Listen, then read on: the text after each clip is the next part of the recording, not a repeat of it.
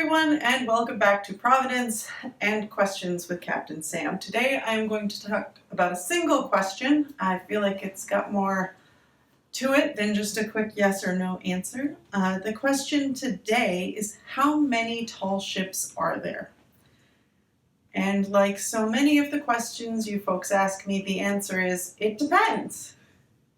It depends a lot on how you define tall ship, because there is no one standard definition, and also if you're talking about in the US or internationally. So a tall ship in general is an old-timey sailboat. It's not a term with any real specific parameters, so a number of different things can be considered a tall ship. Sail Training International, which is a very large organization that has member vessels all over the world, defines a tall ship as any vessel greater than 40 meters in length or with square sails. So a 60-foot boat with square sails, like Providence, could be a tall ship, or a traditional schooner of 120 feet could be a tall ship. But little bitty boats with no square sails do not fall into their definition of tall ship. Now, within tall ship, for the purposes of Sail Training International races, there are further categories that do include things like small schooners.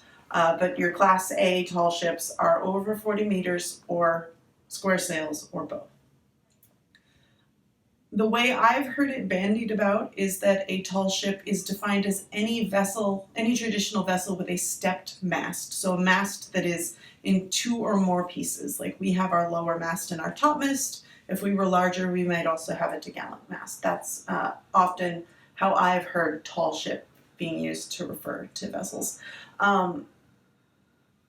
There are various origin theories on the phrase tall ship. The most common that I've heard of is from a John Masefield poem called Sea Fever. He talks about needing to go to sea and leave his land life, which frankly, I support that. I've done it a couple times. It's great. Go for it. Masefield also wrote another poem about boats that's really quite beautiful. It's called A Ship and Her Builders. If you've never read it, I highly recommend reading it. It's awesome. But tall ship, the way we use it is often credited as having come from a Masefield poem. Within the American sail training community, we have, like Sail Training International, we have Tall Ships America. Tall Ships America is a nonprofit based out of Rhode Island that sort of brings together the sail training community in an organized fashion. There are about 110 vessels listed on their website. Member vessels pay an amount of dues and they're granted certain benefits. One of them is listing on the Tall Ships America website.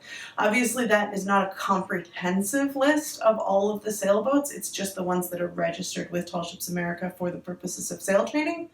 Additionally, Sail Training International has about 112, I think I counted, 112 vessels listed on their organization's page. Again, it's not all-inclusive. There are a lot of privately held vessels that could be considered a tall ship that aren't included in either of those. If you want to learn more about tall ships and what makes them tall and what makes them ships, I definitely recommend checking out Tall Ship America's website. It's tallshipsamerica.org. They also publish a book every year called Sail Tall Ships, which is like a phone book of all of the vessels that are members of Tall Ships America. It's a lot of fun, especially if you're, planning for like dream jobs. What boat do I want to work on? It's a lot of fun to like flip through that book. It's also available online on their website.